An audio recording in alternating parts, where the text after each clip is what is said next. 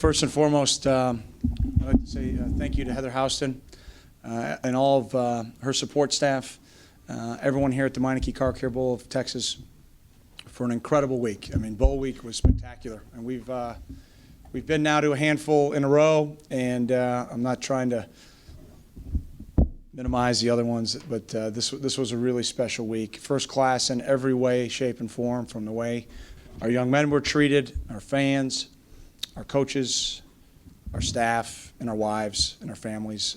Just absolutely first class. I want to thank everyone from Meineke for obviously being the title sponsor, and to have the opportunity to be here. Obviously, the board of directors and everyone on the selection committee made a decision to bring us here, and hopefully we didn't disappoint you. Obviously, we're disappointed that we didn't win, but hopefully our fans came down here to Houston to support this great community. And hopefully our football program, showed why we were and should have been here. Bitterly disappointed, obviously, in the outcome of the game. I think it'll just go back I haven't seen the final stats, but just snapshot, I'd say that it comes down to self-inflicted wounds on our part. Obviously, to have some one-man breakdowns in the second quarter there when things were pretty much neck and neck, that gave A&M some big plays. It was very tough. And then not to be able to sustain drives and pick up third downs in the first half put us in a bit of a hole. Came out in the start of the second half, and we thought we adjusted a little bit, and obviously we didn't do a good enough job, and the credit goes to A&M. Obviously you want to congratulate Tim DeRuiter and their staff. They've been through a ton. Our thoughts and prayers from the entire football family here go out to Joey V and his family. Obviously it's been a very tough month for that Aggie football family, and to say the way that they came out and played today is impressive, and it's because of great leadership, and it starts there with Tim. But they made the plays that winners make, and unfortunately we ran out of time there at the end. But again, congratulations A&M. Thank you to everybody here, and with that I guess we're going to questions now for the guys. Hey Fitz, did you feel like the guys lacked any emotion for some of that game? What did you think about the overall play for you guys? Excuse me real quick, if we can just direct the questions to the players first, and then we'll do coach after that.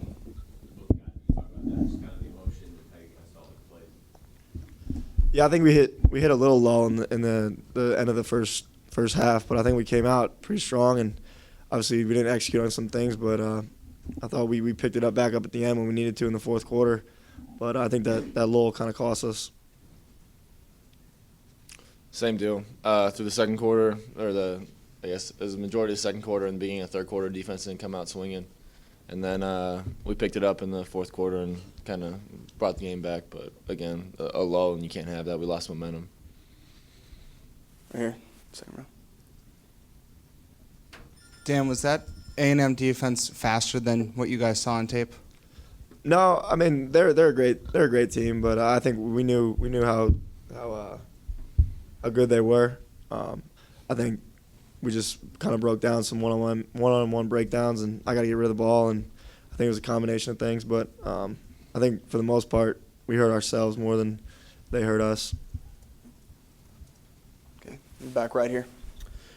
Dan, how was their pass rush able to be so effective today?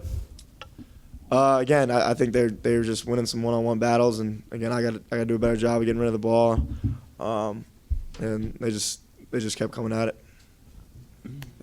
Dan, in the fourth quarter, you threw a couple of touchdown passes there and kind of got yourself back in the game. What holes in the A&M defense were you seeing, or what were they giving you that you were able to pick apart? I mean, we just were able to protect a little bit better. I think our receivers were doing a good job all game, and I had some time to see downfield, and that's the product of it.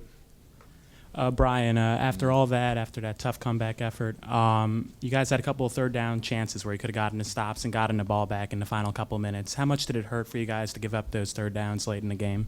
I mean, it stings because we need to get the ball back to, I guess, compete and try to win the game. And whenever the ball is back in the hands of Persa and Ebert and Coulter and all those guys, we got a chance of winning. But there's a few, again, lapses, one-man breakdowns that cost us. We got to do our job. They just out-executed us.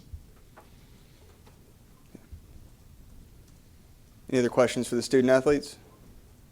Down here in the front. Guys, it must be a tough feeling you weren't able to get the monkey off or whatever. What are the feelings about that, and sort of where you leave the program from here? Yeah, obviously we failed in that regard. We let everybody down, and we know it. But I think hopefully the foundation of hard work that we laid and the work ethic we showed in the offseason will show up in the kids that are still around and push this team over the hump. In the very back middle. From the time that we've come in 5 years ago now, the competitive atmosphere on the team has changed drastically. We came into a program that was still learning how to, I guess, work excessively, and that's the biggest thing. We noticed even the competitiveness from position to position as well. In the back middle here. Dan, despite the loss, you broke the NCAA record for all-time completion percentage. How much do you credit your teammates for getting that kind of award? Yeah, a lot. I think they make me look good more often than not, and it goes to them. It goes to the coaches for pushing me through. I mean, I don't know if everybody thought I could do that when I first got here, and obviously they helped mold me into a better quarterback. So thank my coaches, thank my receivers and the O-line for helping me out. Coach, how do you feel that the city of Houston, the Texans, and the organization and Meineke, the coach, have helped your team coming into just the fine and beautiful atmosphere of Houston, Texas? It was first class in every way, shape, and form. I mean, when you look from the experience that the guys had from the moment we showed up, down here early in the week, to all the way through to today in one of the most incredible venues that we've played in. I mean, it's just a spectacular venue and, great atmosphere. It's like I said earlier, everything was just as first class as it can be, and we're very thankful for that opportunity. To the right. Pat, you had those 3 false start penalties, at the end of the third quarter. I mean, how much did that kind of break the guys, and how does something like that happen at this point? Well, when we're making our cadence call and your linebackers go, move! That's how it happens. That's exactly how it happened. So they were stemming and making move calls, and when they said, move! We jumped. So, yeah, it's embarrassing, And the guys came over to the sideline, and they just, do, move on, It's... You guys have been to practice. My ears are still ringing because of the noise. The roof was closed. It went from a home game to a super home game for them, and we knew it was going to be that way, and we thought we prepared for it. Obviously, I didn't do a good enough job, so it's my responsibility. That shouldn't happen. Down here in the front again.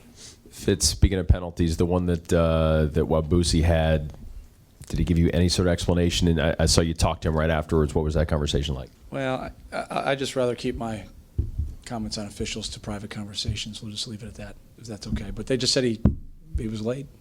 So, I'm Wabusi? Yeah. Yep. He was, wasn't he? I didn't study the replay. I don't know if you guys saw a bunch of them. Do you think he was late? I didn't see it. Was he? Then that's what I said today. I said if it was close, you're going to call it, especially on an NFL prospect. Okay. Back left, Coach. Yes, Coach. You went for the onside kick after the first touchdown in the fourth quarter. Right. What made you decide to kick deep as opposed to trying the onside kick after that last touchdown? Well, obviously the onside worked so spectacularly. I thought going back to it would work again. What was there, 7 minutes or 6 minutes and change? I got 3 timeouts, I think, right? 6 minutes, I don't know. We had been talking through it the whole drive. If we scored there with over 5 minutes, we were going to use our timeouts and try to play field position. We got them to 3rd and long twice, and we obviously didn't give our guys a good enough call to execute to win. And, Tannehill's a great player. I mean, he's a great player. So it's credit goes to him. Spectacular football player. On the right against the wall. Coach, those 2 scores late in the game, what was key for you guys to be able to get consistent ball movement down the field? Yeah, I think Danny hit the nail on the head. We had talked kind of as the week went along about understanding the environment we were going to be in and how at some point for us there'll be a little bit of a lull just because of the atmosphere and the environment. You kind of get through that first wave of emotion and playing in a big atmosphere in a big game, and then how we responded to that would determine whether or not we were going to go into the half successful or not. So obviously talk is cheap. Our actions weren't where they needed to be. And so we had lost momentum there in the second quarter, and it kind of carried over a little bit in the first couple drives there of the third quarter. But to the young man's credit, they were resilient. They responded, and we got momentum. And in the game of football, momentum is the secret weapon, and we had it. And, we're just one stop away, and one more third down pickup away and one onside kick away. It's kind of been indicative of the year. We've been won this and won that all year, and that's why we sit where we sit right now. And, as a coach, it's an incredible motivator. It's an incredible motivator, and I think for all the young men that, as I address the team, they'll be coming back for the future, are incredibly motivated. But, we're just thankful for our seniors, and I said it to Ted Albrecht in my post-game radio show for WGN. When this group came in, and for you guys from Houston, you don't know us very well. Hopefully you got to know us a little better. But that group of young people lost their head football coach that they were getting recruited by when they were seniors in high school. Okay, that's real. Kind of like what happened to Joey.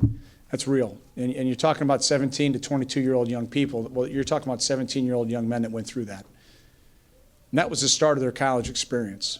So to see what they've done and how they've responded and the way that they've built an incredible foundation of success for our football program, I don't think I can describe in words how I feel about that group. I don't know how I can. I mean, it's unbelievable. 10 of them are in graduate school. We sit here right now, 19 of them have already graduated with their undergraduate degree. And the walk away is the all-time winningest senior class in our program's history. So yeah, we want to win championships. I won 2 of them as a player. It's the most special thing you can do. But more importantly, we want to mold great men and develop them to be the best they can be through the game of football. And there's 25 guys that are going to walk out of this locker room pretty good. They're pretty special. So we're just thankful for them. And right. Coach, you kind of talked about this a little bit with the false starts, but how did the noise kind of affect the play calls, the communication offense, especially with the 8 sacks? I'm not sure how much the noise impacted as much as just the self-inflicted one-man breakdowns. I don't think we saw a whole lot different than what we expected to see, and they're talented, They're a really talented football team. And Coach Sherman did a great job recruiting very talented young people, and obviously Tim did a great job molding them for the game. And they responded. They used, obviously, their talents to their strengths, and they played well. So you got to give them a lot of credit for that.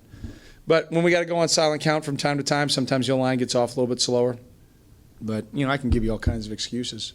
I'm not going to do that, though. Time for a couple more in the back and then down here in the front. Coach, with Sherman out, did you expect anything different from them offensively or defensively? Well, there was a little bit of the unknown. I mean, not on defense, not with Tim still being here. I thought our film prep, and there were some teams that we thought they would kind of mold their game plan around. We thought the option would hurt them a little bit, and at times it did. But a very athletic football team on defense can really run. Schematically, they're going to put pressure on you and put you in one-on-ones a bunch. And, again, to their credit, they were able to create a pretty good pass rush. But when we executed, we were pretty good. We were pretty good. We just didn't execute enough, and that's our responsibility as coaches. And, we take the responsibility and shoulder the blame. And I'd like to get back to work tomorrow, but the NCAA doesn't allow us to do that. So we'll give guys a couple weeks off and have some discretionary weeks and come back and get our winter workouts going. Tina? Considering everything that this senior class has been through with what you just said about Coach Walker and what Dan Persa has been through with his injury, does this bowl loss maybe hurt you a little bit more than others? Now they all stink. It's real eloquent, I know, and real professional, but no, they're all awful. They're all equally up there. I look back at the great seniors that have gone through our program, and I've just been with this group their whole run, as the head coach.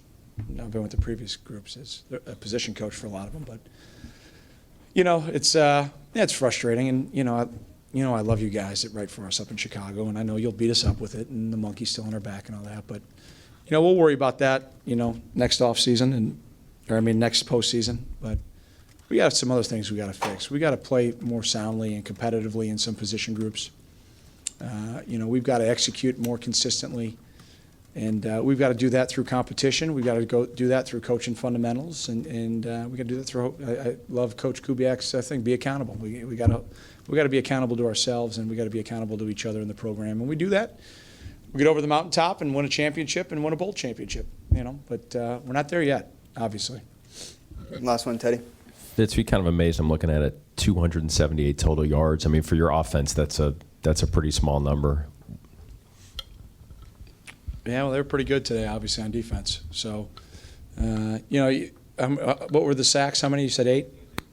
Yeah, well, that takes a lot of yards off, obviously. So, there's an area, but, obviously you got to give the credit to A&M. They had a great plan. Their young men went out and executed, and, they out-executed us, and that's our responsibility as coaches. We're going to do a better job next year.